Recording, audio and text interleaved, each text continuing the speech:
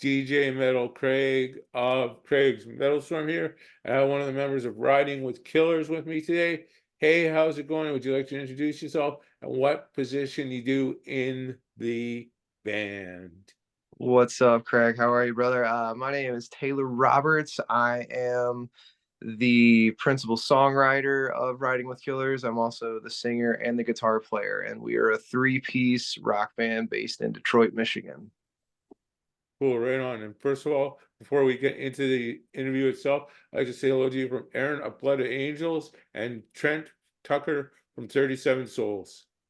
What's going on, boys? I know we did a couple of dates with you guys on the Taproot run this past summer, so hope everybody is doing well and yeah. Please go back in the history of Riding with Killers and how the band all got started. So, Riding with Killers has mainly been a studio band for the last couple of years. I'm not originally from Detroit, Michigan. I'm from Gulfport, Mississippi. I had a band on the Gulf Coast called Catharsis. We toured the U.S. Like 2011 through like 2015. We were playing earlier Danny Wimmerfest. We had a song on the radio. We were doing some really good stuff. Then for some dumb reason, the other guys wanted to rebrand, so we changed the name. And then after that, I just kind of fell out of my own band. I left the band I started when I was 14 years old in my parents' garage and decided to quit. And then I moved away from the Gulf Coast and I headed up towards Detroit and I started writing just a bunch of songs because I had never been a singer in a band. I always sang backup vocals live with my previous band. And I was like, well, what am I going to do? Do I really want to find a singer? I know that I like singing. Well, maybe I'll just give it a shot. And so I just kind of started writing and recording songs. And my the drummer from the first record we just released last December, Full Circle, Dave Coughlin, he and I met on tour in 2013. He was drumming for Taproot, and my band Catharsis was opening. And so when I left that band, I basically gave him a shout. And I was like, "Yo, dude, I'm gonna come up your way. We're gonna make a record." And he was like, "Yeah, whatever, kid, sure." And then I fucking showed up, and he was like, "Holy shit, you're here!" And so we started writing a bunch of tunes together. I would say late 2018, or we started writing together. I would say more 2019, late 2018, something along the lines of that, because I left the Gulf Coast 2018, blah, blah. Yeah, that sounds about right. So late 2018. Time flies, man. It's crazy. But then, I had basically been borrowing a bunch of studio or essentially borrowing guys from other bands. Like Dave plays drums full time for Sponge now.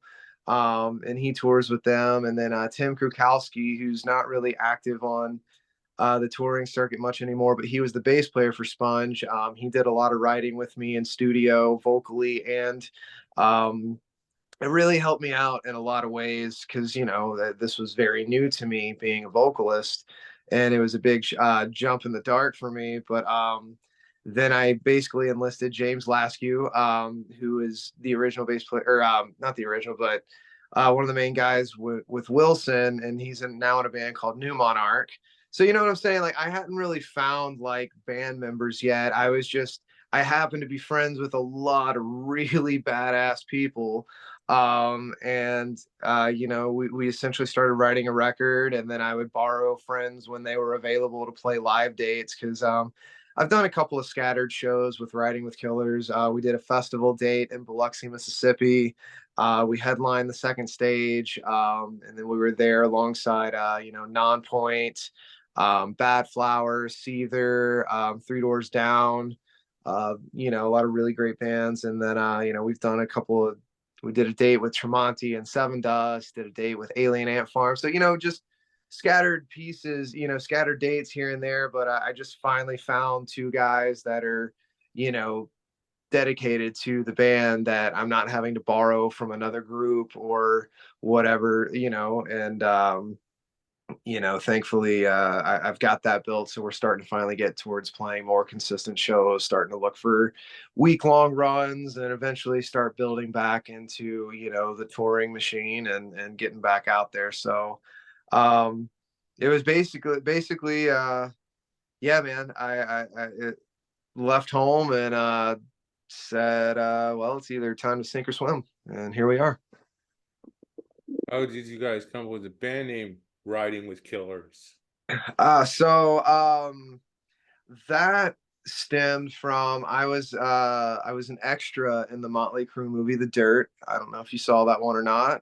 Really fun movie, and I randomly took a shot in the dark with applying because I was just an extra, man. I didn't have like speaking lines or anything important, but still, I was like, fuck it, like they're calling for extras. I think it'd be neat to be in a movie, especially a movie about metal and rock and roll. And they accepted my application, and I ended up meeting a guy named Shane. And turns out we knew a lot of the same people in the New Orleans area and the music scene, and we kind of hit it off, man. Like when you meet someone, you're like, you and me, we're gonna be friends. Seems like, and we just really hit it off. And about a week later he offered me a job, and he was like, man, you want to make like 2 grand in a week? I'll pay for your food, travel, hotel, blah, blah, blah, blah. He's like, you work your ass off, but you make some money and it'll be fun. And I was like, well, fuck yeah. Cause I'd never made 2 grand a week at that point in my life. And so I went with him. But like prior to getting there, at first we were going to fly there, and then, oh, we're going to take a company vehicle. Oh wait, no, we're going back to flying. No wait, I gotta do this. I gotta drop this vehicle off at my parents' house in Hattiesburg, and then we gotta get another. Like he kept changing how we were gonna get to Atlanta, and so that raised some red flags with me. And so I called a mutual buddy, and I was like, hey. Is this guy legit? Like, or am I gonna like end up scattered in like 6 trash bags alongside the highway to Atlanta? And my buddy Matt started laughing his ass off, and he's like, dude, Shane's good people. Like, if that's what he says it's going to be, that's what it's going to be. And turned out to be honestly one of the coolest weeks I've had in my life. It was a very pivotal moment in my life too, I feel. But we went and worked on Lake Lanier, Georgia for Margaritaville. They bought a plot of land up there. They bought 2 houseboats, and we wrapped them in graphic vinyl. And I'm pretty sure we were the first guys to actually do that. Like if you Google Lake Lanier, Georgia, Margaritaville houseboat, the blue and yellow one that pop up, he and I did those. And we were working till like 2 a.m. in the morning, but we were fucking partying with the people that lived on the houseboats, because there was like a whole community of like like 3-story houseboats. Like it was fucking wild, man. I met like the owner of Georgia Fiber. Like he laid all the fiber optics across the state of Georgia. I got to hang out in that guy's houseboat and chill with him, and then got to hang out with this dude Greg and his wife, and play guitar for him and his friends. And I had some of the best rum I think I've ever had in my life. He had really great weed too. But it was just a dope week, man. And went to a Braves game and they shut out the Phillies, and it was sick. But on the way back from that trip, we started laughing, and he was like, man, you really thought I was like gonna kill you or something. I thought about messing with you and telling you were part of like some crazy drug ring or whatever. But we just kind of laughed it off, and the name Riding with Killers popped in my head, and I was like, huh, that's kind of cool. Like, and I hadn't heard of any other bands. Again, as you know, finding a band name is probably one of the hardest damn things to do. Um, finding something that's original or hasn't been taken, or whatever have you. And I just it represents a week of really hard work and busting ass, but also having a fucking blast. And that's kind of what I thought I could do with the band name. Like I can have fun with merchandise, with artwork, with music even. Like I could incorporate movie villains if I really wanted to, or if you wanted to go the taboo serial killer route, or whatever it is. Like I knew, and like maybe one day I can do a graphic novel with Riding with Killers. You know, like there's so many fun directions I felt like I could go with a name like that. And yeah, it was that's where the name came from. Who's on the Riding with Killers band lineup and what instruments do they play? So Jed Thibault plays drums, and Chris Press plays bass guitar, and all of us sing. And then of course I'm the guitar player, and I do all the main vocals. This next one could be a bit of a stumper. I'm not sure. Who designed the Riding with Killers band logo? So my buddy um, down in Mexico. Oh my God, I'm having to reach deep. I feel awful right now, but we haven't talked. God, probably in 4 years at this point. Like we both just got busy. But that was a buddy of mine down in Mexico um, that I've worked with prior to Riding with Killers. We did a design or two together, but yeah, man, and actually for the RWK logo, that was Andy from We Came as Romans. Um, he did that one that we did that logo. I want to say probably 2.5, 3 years ago, something like that. Right on. Just so you know, I've heard of We Came as Romans. They're a kick-ass band, buddy. Oh, they're wonderful guys, man. Great dudes, great music. Michigan band as well. And if you could, the album you mentioned earlier, Full Circle, is okay. I guess to talk about two of the songs I picked out off the album that I thought hit home with. Yeah, absolutely. Let's dive in. You guys have a couple of singles out titled "Don't Fade Away" and "Worlds Apart." Do you mind talking about how these songs came about? Yeah, yeah. So Don't Fade Away. That was a song that we did over at Lansbury Lane Studios in Farmington, Michigan, owned by Mark Papo. He was the guy who really got me over to Michigan, so I could be next to Dave and Tim and in his studio. So he let us use the space, and we always had a great fucking time down there, man. Most of that record was recorded in his basement. Um, and we had Matt LaPlante in town from Wisconsin, my producer, who I worked with from 2012 up until about almost 2 years ago. So we worked together for about 10 years. So he was in town. Tim Krukowski was there writing with us. But that song is, it started off with the guitar riffs. Um, that's how I write all of my music because at heart I am a guitar player. That's how I've just always written the riff, like the intro, the verse, and then like the chorus riff. And but we really had a great time making that one. We changed up a lot of stuff throughout it, and the lyrics though that song's about my grandmother and her dementia, and just how like and if you've never like experienced someone you love having dementia, it's really strange. It's something that you physically see happen, and it's like a reset, like repeating yourself, asking the same things over and over. Short term memory just really isn't there. And that song was basically a way for me to deal with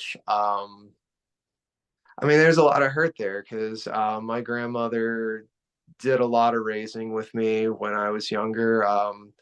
Mom, for most, I would say, a decent amount ish of my childhood was a single mom. And she worked her fucking ass off.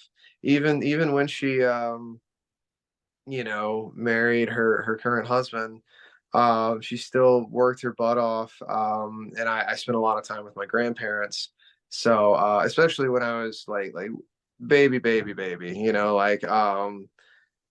grandma's, my best friend. Like I love her. She's one of my top three favorite women of all time. You know what I mean? So whenever that happened. And it's crazy because the fucked up thing is the first time I really truly went on tour was in 2013 with Taproot. And I remember before I left for that tour, um, she was like, "Don't go, don't go," and I was like, "I have to, Mimi. Like, I got a really great opportunity. I'm going on tour with, one of my childhood favorite bands. One of the 6, 7 bands that really made me fall in love with guitar. But I'll be back." And we talked for like the first week, and then phone calls kind of stopped coming in as we were getting more out west and throughout the Midwest. And I was like, oh, well, whatever. And then finally, like, I find out she's in the hospital, like, and then that's when it all kind of kicked in. So like, there's a part of me that feels guilty. Like, I left to go pursue my dreams and go on tour. And then when I came home, my grandma was not the same anymore. And it was really cool too. The way that we really started writing about that is Matt. Um, he basically was, and this is how I know he's a really great friend to me, on top of just like doing all the things he's done to help me grow as a musician. Is that he was like, you always used to tell me you wish that Zach would write more meaningful songs, or like not more meaning, like, not to say that he didn't write them, but like, to the degree of like where you can understand what's happening. He was very Maynardish with his lyrics a lot of the time, but he was like, I feel like this is your chance to write about your grandmother. You always used to talk about her repeating and this and that and the other. And it was really cool to me that Matt had held on to that conversation that we had and brought up, because we had this great music, and I knew like the music was something special and something that we were going to be proud of. And then once we started realizing that's what we wanted to write the song about, like, it just popped out super fast, so that was a big collaborative effort. And then World Apart, um that song, Dave and Tim and I just kept hammering out this fucking jam. And we were so happy with it, with the music portion, because we were like, man, this is kick ass. It makes you want to, bob your head, and it feels aggressive and it's fun.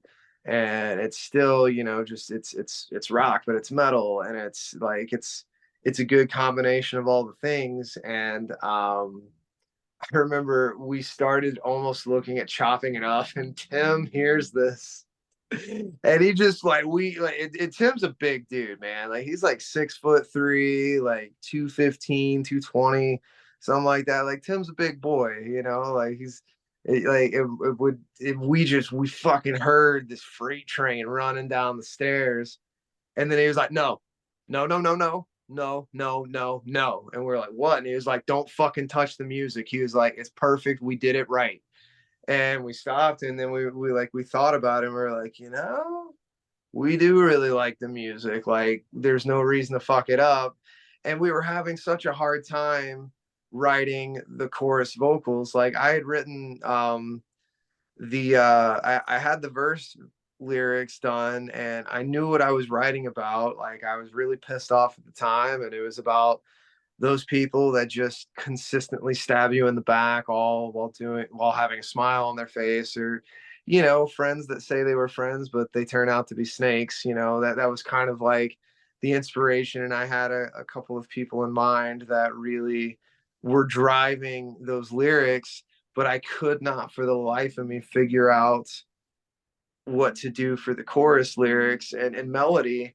And we kept trying stuff, nothing was working. And then finally I got it in my head. I was like, I bet Paul would have fun with this one. And I'm speaking of Paul McCoy from the band 12 Stones. He's also the male vocal part on the Evanescence song "Bring Me to Life."